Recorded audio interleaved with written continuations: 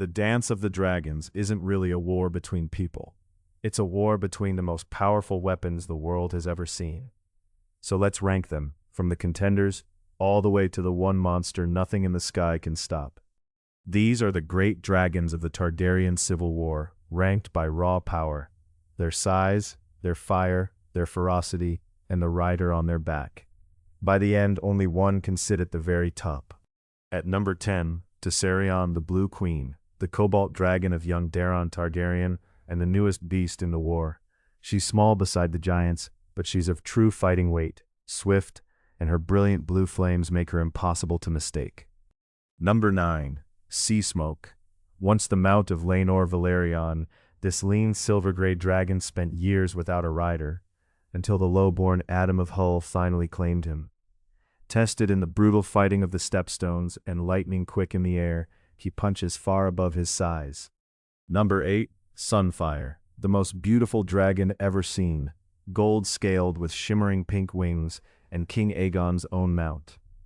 He would rank far higher, but the terrible wounds he took at Rook's Rest left him broken. A healthy Sunfyre is a top 5 monster.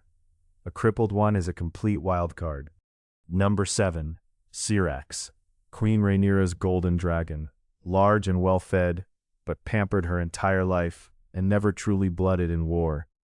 All that raw size, with none of the killer instinct.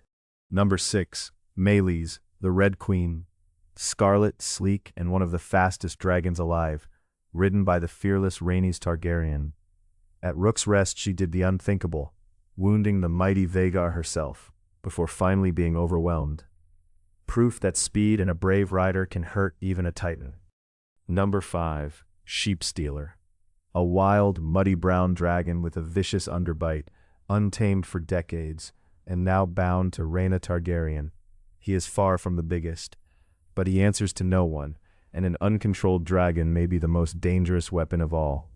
Number 4, Silverwing. Once the beloved mount of good Queen Alysanne, this pale, powerful dragon grew enormous over decades of peace, and now flies to war beneath the dragon seed Ulf the White. Gentle by nature, but truly devastating when finally roused to fight. Number 3, Caraxes, the Bloodworm, Daemon Targaryen's lean, serpentine red dragon. He isn't the biggest, but he's the most battle-hardened beast in the entire war, scarred from years of slaughter in the Stepstones. In a real fight, Caraxes is the one dragon reckless enough to take on Vhagar and actually make it hurt. Number 2, Vermithor, the Bronze Fury, once ridden by the old King Jaehaerys himself. He is the second largest dragon alive, an ancient giant now claimed by the dragon seed Hugh Hammer. He isn't just a dragon, he's a catastrophe waiting for a target. And number 1, of course, Vhagar, more than 180 years old, a survivor of Aegon's conquest, and so enormous that her shadow alone can darken an entire battlefield. Ridden by Aemond One-Eye, she has already killed a prince and a queen and both their dragons. She is slow, but at her size, speed barely matters. Whatever she lands on simply ceases to exist. She is the single deadliest weapon in the war. And these are far from all of them.